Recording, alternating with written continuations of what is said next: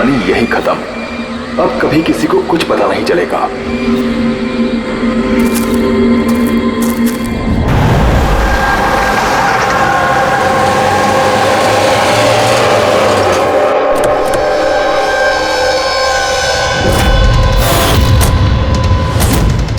Guys hold on, हो क्या रहा है? कोई मुझे बताएगा?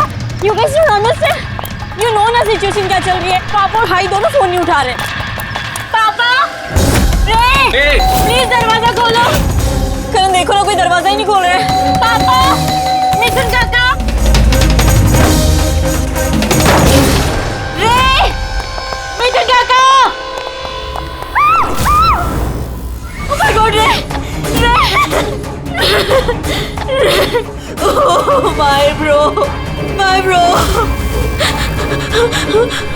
He's no more.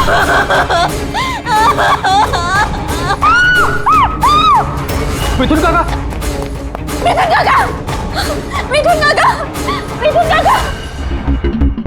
बेहोश। पापा, पापा, पापा, पापा, पापा।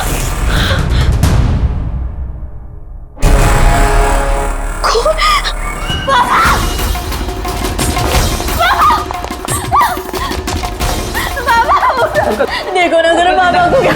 शीतल अंकल सीधा। प्लीज प्लीज जल्दी डॉक्टर को बुलाओ करो। काम करने जाओ। आरा, पापा, आरा। अंकल डोंट एम्बुलेंस को कॉल करो। एम्बुलेंस को कॉल करो अर्जेंट। शीतल, जब तुम वहाँ खंडाला में थी तब ये सब हुआ? हाँ जी सर, एक्चुअली वहाँ हमारी प्रॉपर्टी को लेके कुछ प्रॉब्लम्स चल रही थी, इसीलिए मैं और करण वहाँ गए थे। करण? जी, ही इज माय लॉयर। अच्छा। सर वो लैंड शीतल के नाम पे थी, इसलिए उसे वहाँ होना ही था। ये सर, बहुत इंपॉर्टेंट मीटिंग थी। आप? शीज तारा, माय असिस्टेंट। हाँ तो शीतल, जब तुम खंडाला में जा रही थी तब घर पर सिर्फ तुम्हारे पिताजी कल्याण जी और तुम्हारा भाई रे और ये मिथुन था, है ना? हाँ सर, एक्चुअली करीब 8 साल पहले एक एक्सीडेंट हुआ था जिसमें पापा की आईसाइट चली गई। पापा देख नहीं सकते और मिथुन काका उनका अकेले ध्यान नहीं रख पाएंगे, इसलिए रे वो यहीं रुक गया। मुझे उन दोनों को अकेले छोड़ना ही नहीं चाहिए था।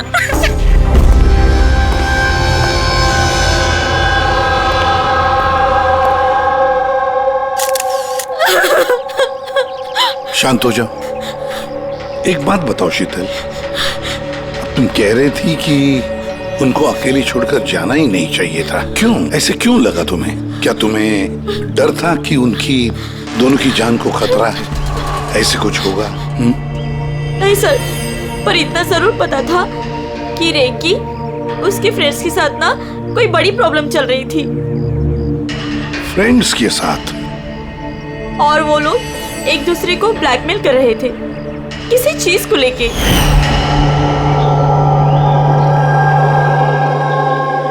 तू ऐसा हम लोग साथ कैसे कर सकता है? एक बार फिर से सोच ले, अगर यही तेरा फाइनल डिसीजन है तो जानता है कि क्या होगा। आई डोंट केयर, मैं तो सिर्फ सही टाइम का वेट कर रहा हूँ। पर अगर किसी को कुछ पता चल गया तो? तुम पागल हो गई हो क्या? अगर तुम ऐसे बिहेव करती रहोगी तो श्योरली किसी ना किसी को तो डाउट हो ही जाएगा। गाइस, अगर हम कंट्रोल में हैं तो वी आर सेफ। गाइस, तुम लोग अपना देख लो, मुझे ऑनेस्टली नहीं पता है कि मैं क्या करने वाला हूँ।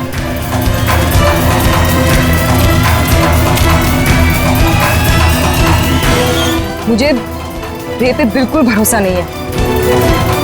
I can't trust him. अगर इसका मुंह खुला तो हम सब फंसेंगे, उससे पहले इसका मुंह बंद करना पड़ेगा। शीतल, जो भी तुम्हारे भाई के साथ हुआ उसका बहुत दुख होता है। I am so sorry. एक बार तुम्हारे पिताजी को होश आ जाए ना तो सारी बातें साफ हो जाएगी। वैसे मिथुन, कल रात तुम यहीं पर थे ना? क्या हुआ क्या, जरा ठीक से बताओ। शरीर पे कोई बड़ा घाव नहीं है, बस छोटी मोटी चोटें हैं, लेकिन हाँ फ्रैक्चर थोड़े ज्यादा है। समझ में नहीं आ रहा है इसकी मौत हुई कैसे। मैं अपना काम कर रहा था, अचानक लाइट चली गई और किसी ने मेरा मुंह बंद कर दिया। मैं बेहोश हो गया साहब। जब आँख खुली तो आप सामने थे। बाकी को कुछ याद नहीं आ रहा सर। ठीक है, रो मत। सर मौत की वजह तो पोस्टमार्टम के बाद ही पता चलेगी। कुछ समझ में नहीं आ रहा है सर। जिसने भी खून किया है सोच समझ के किया है, बड़ा ही चालाक है खूनी। एक काम करते हैं, इस घर को फिर से अच्छी तरह से चेक करते हैं।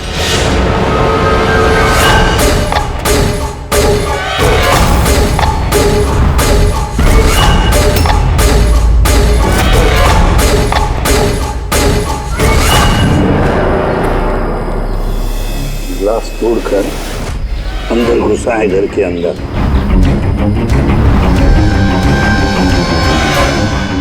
ये देखो, खून लगा है उसका अंदर घुसते वक्त या भाग जाते वक्त।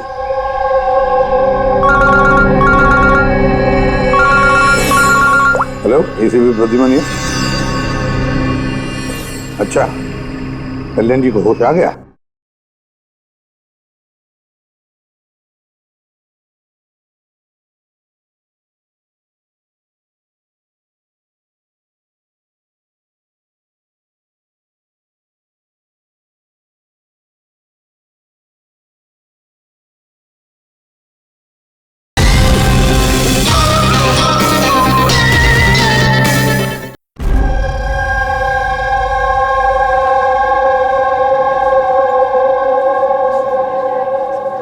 पापा, कल्याण जी, मैं सीआईडी से एसीपी प्रद्युमन। आप मुझे बता सकते हैं क्या हुआ? मैं अपने घर पर था, मुझे तो सिर्फ आवाजें सुनाई देती। रे जोर जोर से चिल्ला रहा था, चीजें यहाँ वहां फेंकी जा रही थी, बहुत शोर था, पता नहीं क्या क्या हो रहा था।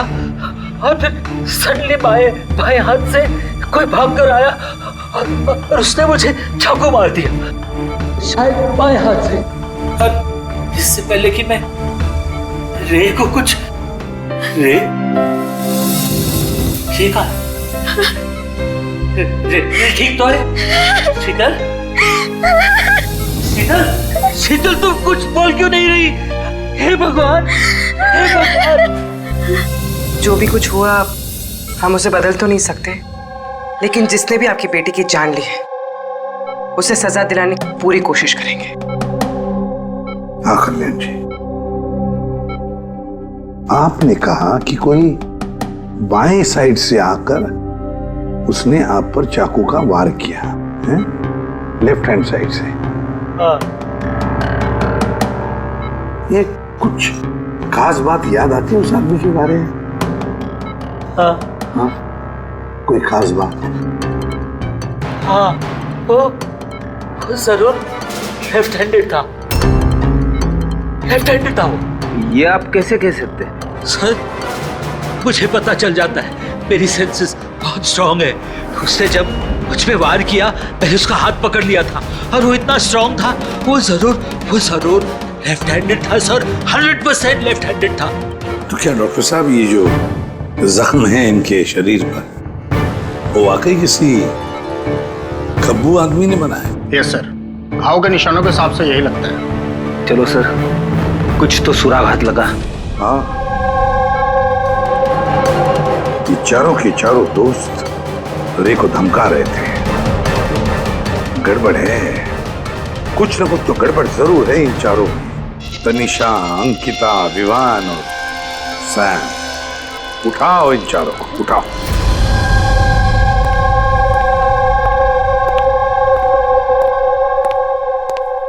नमस्ते सर। आप मैं सैम का फादर हूँ। पिछले 2 हफ्तों से सैम से मेरी कोई बातचीत नहीं हुई। अब मैं आपको कैसे बताऊं कि वो कहाँ पर है। मैंने उसको कई बार फ़ोन किया लेकिन उसका फ़ोन ही नहीं लग रहा। मैं तनिषा की माँ। अब उससे फ़ोन करके मैं क्या पूछूं? कि तनिषा ने खुद मुझे कहा था कि वो अपनी हॉलीडे एक्सटेंड कर रही है, कुछ दिन वो फ्रांस में रहना चाहती है। और मैं अंकिता का भाई हूँ, just for name sec. Sir dad को बातों में फंसाकर 80% प्रॉपर्टी उसने अपने नाम पर कर ली। मैं क्यों फिक्र करूं सर उसके बारे में? सर मैं अंकिता के बारे में कुछ नहीं जानता। हाँ sir, what I just know is sir वो 2 हफ्ते पहले दिल्ली गई हुई थी कुछ मार्शल आर्ट कैंप के लिए। जी सर मैं विवान का फ्रेंड। उसके डैड के पास इतना पैसा है कि वो घूमता रहता है। होगा कहीं हॉलीडे पे। मतलब ये चारों पिछले 2 हफ्तों से शहर से बाहर है और आप में से कोई भी उनके टच में नहीं है। ठीक है, थैंक यू वेरी मच। आप लोग जा सकते हैं। अगर जरूरत पड़े तो आप लोगों को हम फिर से बुला लेंगे। Thank you. जरा 1 मिनट, क्या आप बता सकते हैं कि सैम, तनिषा, विवान और अंकिता इन चारों में से कोई लेफ्ट हैंडेड है? कब्बू है? हाँ सर, मेरा बेटा सैम लेफ्टी है। अच्छा, क्यों सर? नहीं नहीं, ऐसे ही ऐसे ही। हाँ, आप लोग जा सकते हैं। Thank you.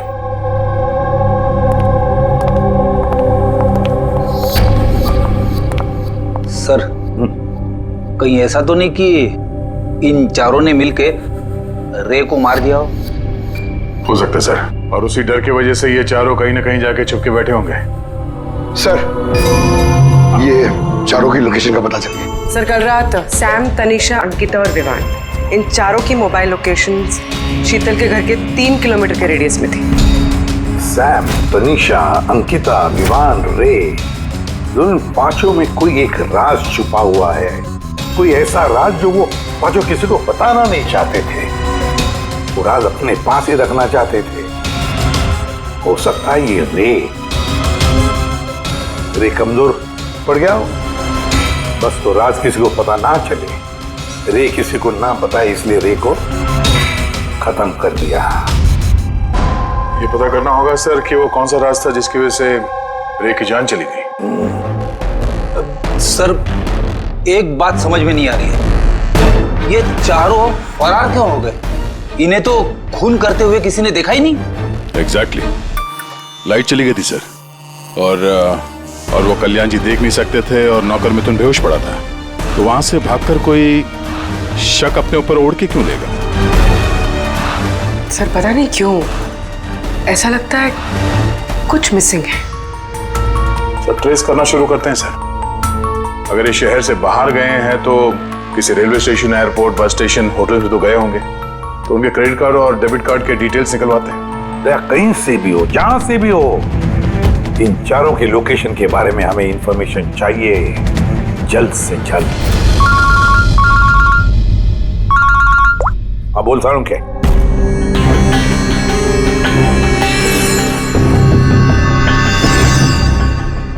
यार सारूं, तूने इस कंकाल पे ये रेड मार्क्स क्यों किए?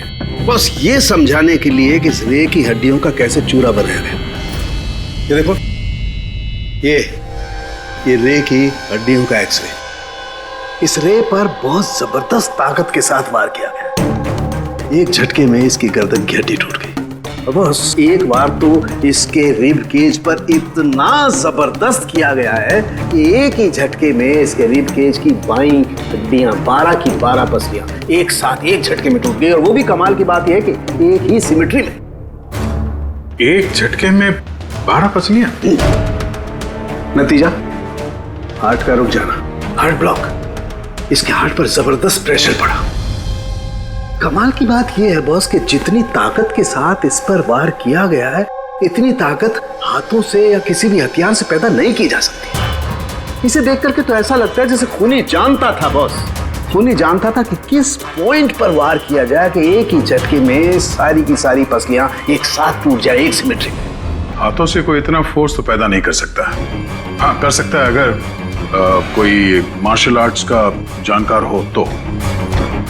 जैसे कुंफू, कराटे, ताइक्वांडो, इन सब में खास किस्म के मूव्स होते हैं जिससे इतना फोर्स पैदा किया जा सकता है। ये हो सकता है बस।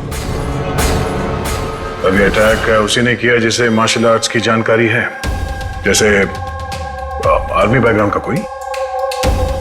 Martial arts? वो लड़की भी तो गई है ना दिल्ली में मार्शल आर्ट्स का कैंप अटेंड करने के लिए। क्या नाम है उस लड़की का? अंकिता। अंकिता के भाई ने तो हमें ये बताया। Sir what I just know sir, वो 2 हफ्ते पहले दिल्ली गई हुई थी कुछ मार्शल आर्ट कैंप के लिए। और सर कत्ल की रात उसका फोन शीतल के घर के आसपास ही था, उसी ने किया होगा। सैम के साथ मिलके। कल्याण की पर जिसने भी चाकू का वार किया था वो आदमी खब्बू था, लेफ्ट हैंडेड। हाँ सर, मेरा बेटा सैम लेफ्टी है। ये हो सकता है क्योंकि शीतल के घर की जिस खिड़की पर से हमें वो ब्लड सैंपल मिला था उसका डीएनए सैम के डैड के डीएनए के साथ मैच होता है। मतलब सैम वही था और अंकिता भी। बस अब हमें ये पता लगाना है कि ये सैम, तनीषा, अंकिता और विवान इस वक्त है कहां पर। अच्छा, आप कैब ड्राइवर, आप उस वक्त कहाँ थे?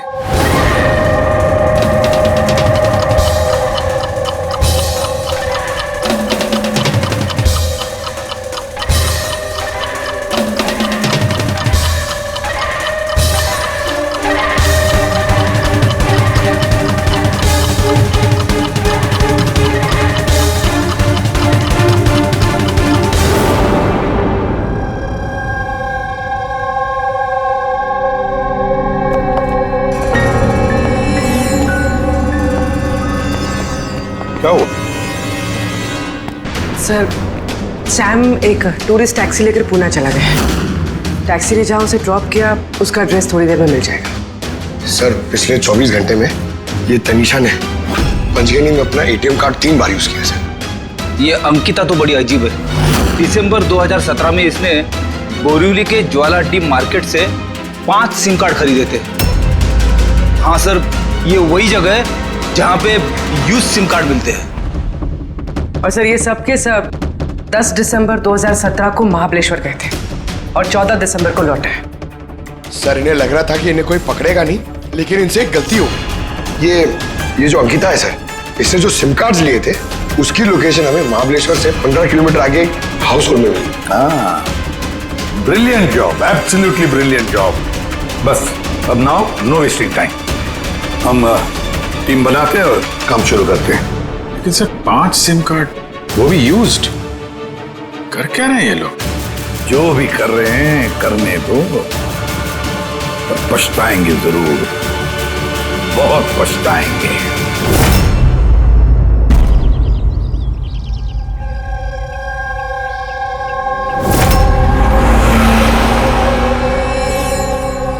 किसका फोन है?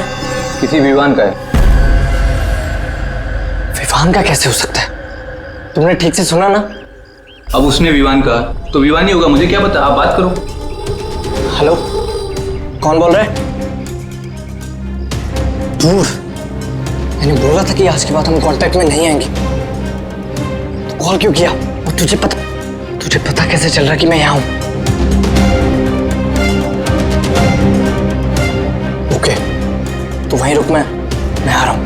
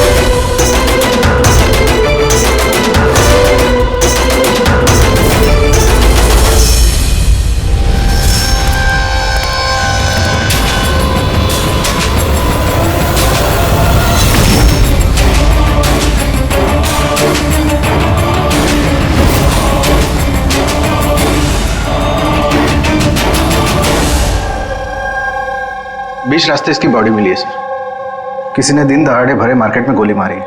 लॉन्ग डिस्टेंस शॉट था, ऑब्वियसली स्नाइपर होगा। स्नाइपर लॉन्ग डिस्टेंस से गोली चलाई, मतलब किसी को पता भी नहीं चला होगा कि गोली चली कहां से और फिर गोली चलाई किसने। Anyway, thank you very much. जी सर। सर हम लोग तनीषा तक पहुंचने ही वाले थे कि किसी ने इसे भी मार दिया।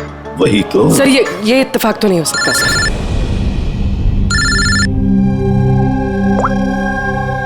हेलो, क्या? ठीक है। क्या हुआ? सर, पुणे पुलिस स्टेशन से फोन था, किसी ने सैम को मार दिया। What? Oh my God. Sir, वो जिस लॉज में रुका था उसी लॉज के पास। सर, ये जरूर विवान और अंकिता का ही काम है। ये कोई सीक्रेट है जिसे छुपाने के चक्कर में ये लोग आपस में एक दूसरे का खून कर रहे हैं। अपनी जो भी है उसे पता कैसे चलता है कि हम किसके पास जाने वाले हैं? 4 में से 2 बच गए हैं, विवान और अंकिता।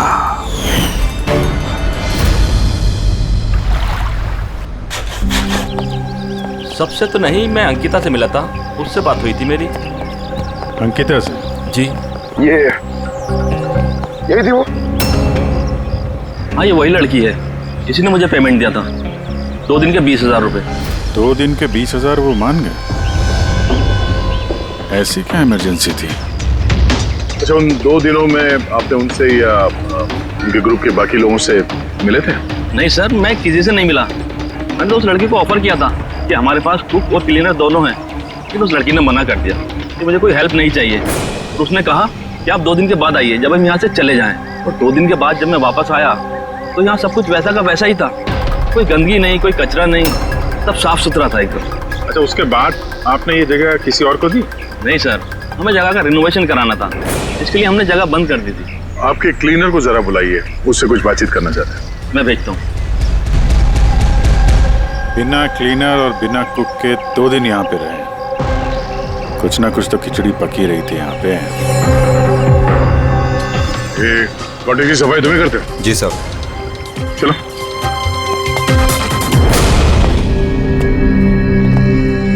अच्छा, जब वो 5 लोग यहाँ से गए, उसके बाद जब तुमने यहाँ की साफ सफाई की तो कुछ मिला इधर उधर या कुछ अजीब लगा तुम्हें? नहीं सर, वो लोग तो बहुत अच्छे थे, जाने से पहले पूरी जगह को एकदम चकाचक साफ करके गए। पता नहीं कौन सा साबुन, क्या डिटर्जेंट यूज किया, पूरा घर चमका दिया था। वाह, हाँ, सफाई हो रही है। ये कौन सा डिटर्जेंट है मैडम जी? अरे कुछ नहीं, वो रात को पार्टी हुई थी ना तो ज्यादा गंदा हो गया है। तुम जाओ, हम कर लेंगे। बस, साफ करके जाओ। एक मिनट। ये लो, ये लेके जाओ। हाँ, जाओ।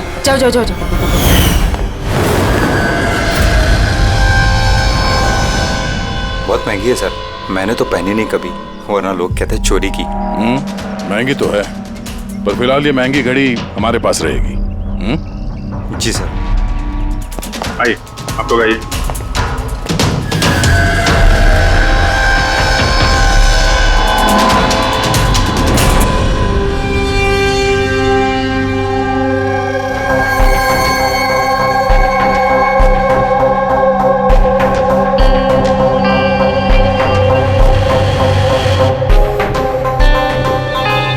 सर, सैम, तनीषा और रे तीनों का तो मर्डर हो गया है। अब बचे विवान और अंकिता। खूनी इन दोनों में से ही कोई हो सकता है। ये विवान ही होगा, उसी ने सैम को फोन करके लॉज के बाहर बुलाया था। तो जो भी हो, उसे पता कैसे चलता है कि हम कहाँ जाने वाले हैं? और जब भी हम वहां पहुंचते हैं तो उससे पहले ही वो वहां पहुंचकर फोन करके निकल जाता है। सैम किस लॉज में ठहरा है और तनीषा रोड पर कहाँ मिलेगी, ये सारी इंफॉर्मेशन तो हमारे पास थी ना, उन तक कैसे पहुंची? सर, शायद वो लोग एक दूसरे के कांटेक्ट में हो। नहीं पूर्वी, बिल्कुल नहीं, क्योंकि लॉज के मालिक ने बताया कि सैम को जब विवान का फोन आया तो सैम को झटका लग गया। मैंने बोला था कि आज के बाद हम कांटेक्ट में नहीं आएंगे। कॉल क्यों किया? बॉस, क्राइम सीन पर ये जो शोपीस मिला है, इस पर ऑक्सीजन प्रोड्यूसिंग डिटर्जेंट मिला है। इसे ऑक्सीजन प्रोड्यूसिंग डिटर्जेंट से साफ किया गया है। ये क्या है? फ्रेडी, एक ऐसा डिटर्जेंट होता है जिससे सारे के सारे एविडेंस एकदम साफ किए जा सकते हैं, खून के निशान तक। हमें कोई डीएनए नहीं मिल सकता। मतलब सर ये हॉलिडे होम में खून हुआ था? एग्जैक्टली। पर हाँ, ये घड़ी, इस पर अलग अलग लोगों की उंगलियों के निशान तो हैं ही, साथ ही इस पे मुझे किसी का डीएनए भी मिला है। तो शायद रे इसी खून का पर्दाफाश करने वाला होगा। पूर्व एक काम करो, ब्यूरो में जाओ, खून की रिपोर्ट्स चेक करो, मिसिंग पर्सन्स की रिपोर्ट्स चेक करो, देखो किसी भी रिपोर्ट में इस घड़ी का जिक्र किया है क्या। यार इन 5 में से बचे हैं 2, विवान और अंकिता। अगर खूनी विवान या अंकिता को कांटेक्ट करना चाहे तो फिर वो जो 5 यूज्ड सिम कार्ड्स है ना, वो इनके पास होंगे। उन्हीं में से किसी नंबर पर वो फोन करेगा, है ना? वो नंबर ट्रैक करते हैं। सर, तनीषा का खून हुआ पंचगनी में, सैम का खून हुआ पुणे में। दोनों जगहें 100 किलोमीटर दूर, जबकि खून हुए सेम टाइम पे। और एक ही टाइम पे कोई 2 जगहों पे कैसे हो सकता है सर? कोई तो है जो इस प्लान में शामिल है। मान लिया दया कि कोई और है इस खूनी के साथ। एक बार ये विवान और अंकिता हमारे पंजे में आ जाए ना, तब सारे सवालों का जवाब मिल जाएगा। एक काम करो अभिजीत, साइबर डिवीजन से एक हैकर को बुला दो।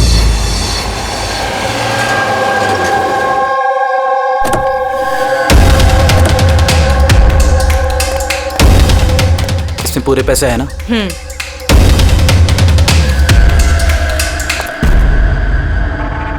एक मिसिंग रिपोर्ट तो दर्ज हुई है जिसमें इस घड़ी के बारे में लिखा हुआ है। कोई रणधीर कुमार नाम का एनआरआई था। कब फाइल हुई थी रिपोर्ट? 6 दिसंबर 2017। कोई करण जोशी ने फाइल की थी। जी ये देखिए।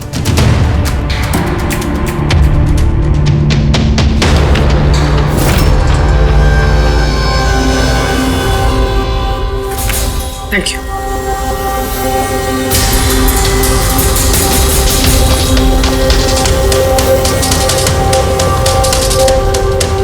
कहीं उन लोगों ने इस रणधीर को तो नहीं मार डाला? और कहीं ये करण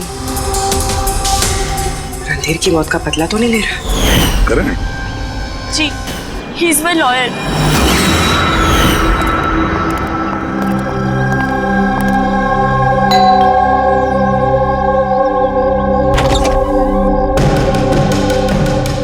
good to see you. I hope इसमें पैसे पूरे हो गए। हाँ, पूरे पैसे हैं। आओ अंदर। देखो, हम लोग जहां भी जाते हैं उससे पहले खूनी को कैसे पता चल जाता है? मे बी आप लोगों की लोकेशन कोई ट्रैक कर रहा था। You mean GPS tracker? जी। Cell phone? Yes sir. एक काम करो, पर हमारे सेल फोन चेक करो।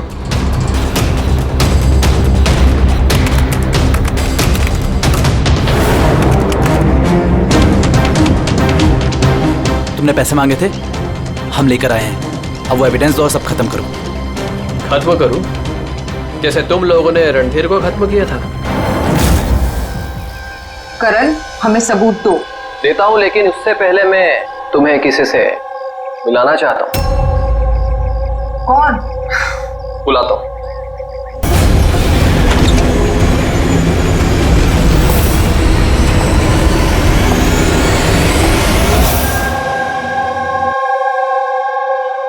सर देखिए, आप लोगों के फोन हैक्ड हैं। व्हाट? हैक्ड?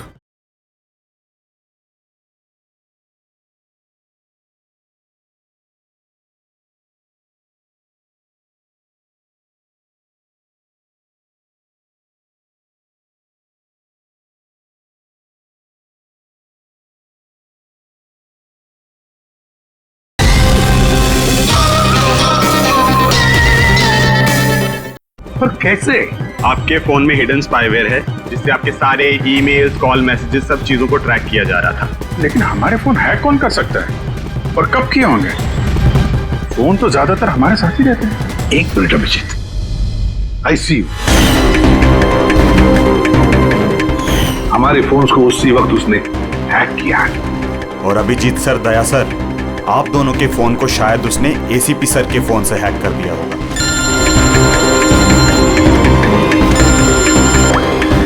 अबुल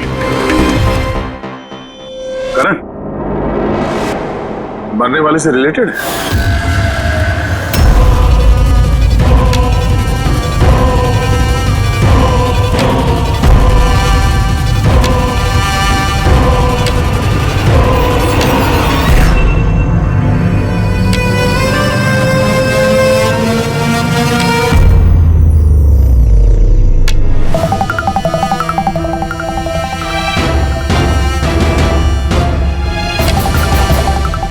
जो सजा रणधीर तुम लोगों को देने वाला था, अब हम तुम्हें देंगे।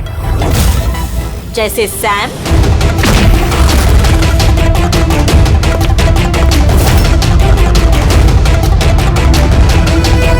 तनीषा और रे को दी।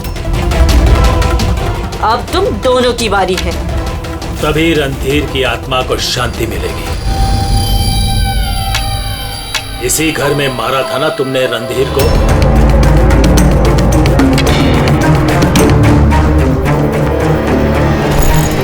करण,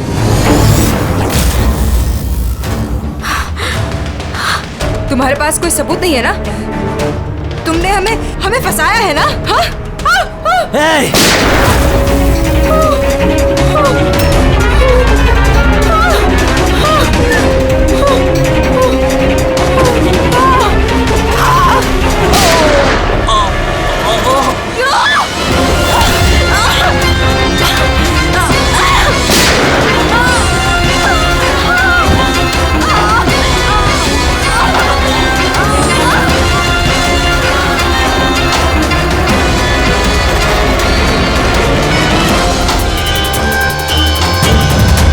तुम्हें क्या मालूम?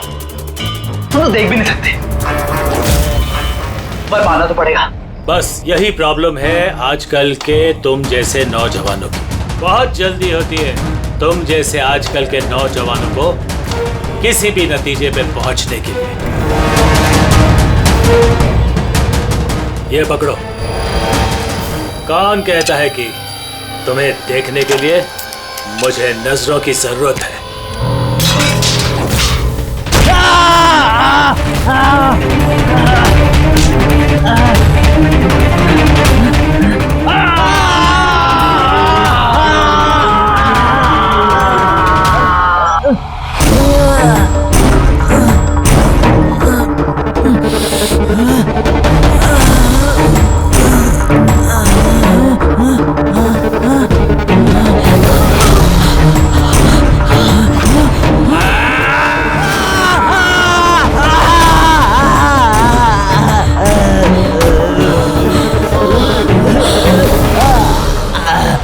शीतल बेटा, तुम ठीक तो?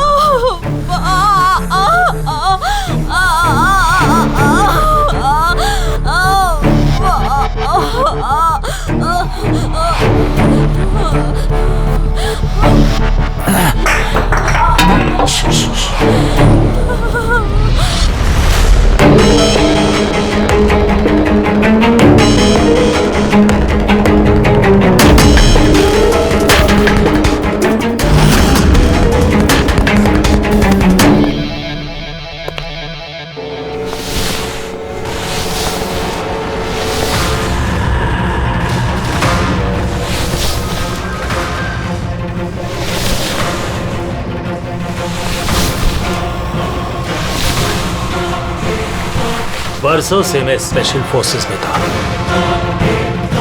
दुश्मनों को तो मैं चुटकी भर में सूंघ कर निकाल देता था। फिर तुम तो बच्चे हो।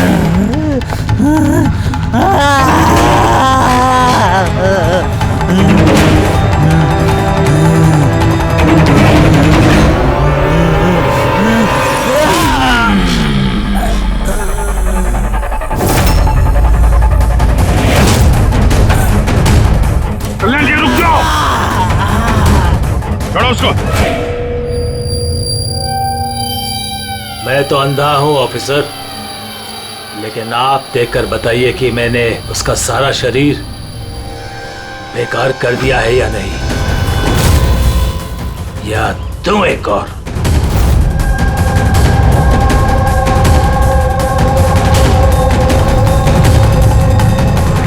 शीतल, रणधीर तुम्हारा भाई था और कल्याण जी रणधीर तुम्हारा बेटा है ना। और ये सब करने के लिए तुमने सीआईडी का इस्तेमाल किया, क्यों? सही समझा आपने। रणधीर शीतल का भाई था और मेरा बेटा। यानी रे का भाई? नहीं, रे मेरा बेटा नहीं था, उसे तो सिर्फ मैंने इस्तेमाल किया था।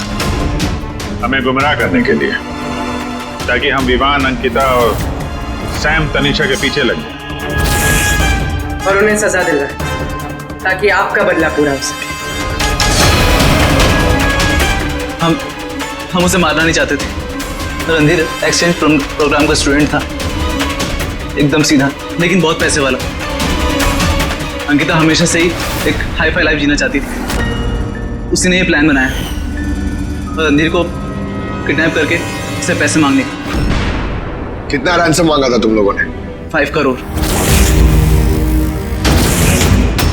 फिर भी मार दिया तुमने उसे। रणधीर भाग रहा था, अंकिता को गुस्सा आया और उस 1 सेकंड के नॉनसेंसपन में उसने उसे मार दिया। और हम सब घबरा गए, कुछ समझ नहीं आई कि क्या करें। तो उसकी बॉडी लेकर हमने लेक में डाल दिया।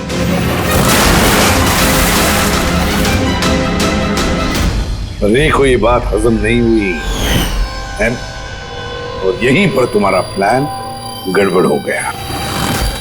सर, वो रणधीर की इंडिया में सारी रिस्पॉन्सिबिलिटी मेरी थी। कल्याण अंकल और शीतल तो न्यूयॉर्क में थे, लेकिन रणधीर का केयरटेकर मैं यहाँ था। इन लोगों को पैसा देने के बाद भी इन्होंने रणधीर को नहीं छोड़ा, मार दिया। तो मैं घबरा गया, मुझे कुछ समझ नहीं आया। फिर एक दिन रे का कॉल आया। मुझे बिलीव नहीं हो रहा है कि हमने उसको। I'm sorry uncle. कुछ नहीं होगा तुम्हें, तुम सिर्फ हमें बता दो कि बाकी के दोस्त लोग कहाँ हैं।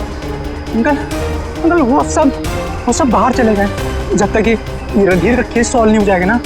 अंकल वो वापस नहीं आएंगे। कहाँ है वो? मुझे उस बारे में कुछ भी नहीं पता।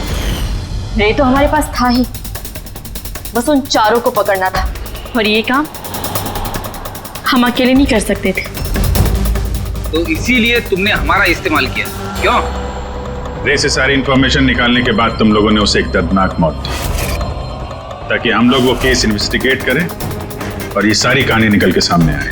साथ में हमें सारे एविडेंसेस दे दिए, उन चारों के मोबाइल नंबर्स, और सैम जिस पैथोलॉजी लैब में काम करता था वहां से उसके ब्लड सैंपल मंगवा दिया।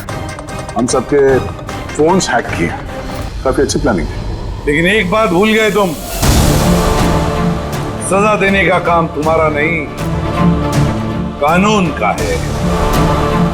रणधीर की मौत का बदला तो तुमने ले लिया, लेकिन सजा अपने आप को दी है, अपने आप को।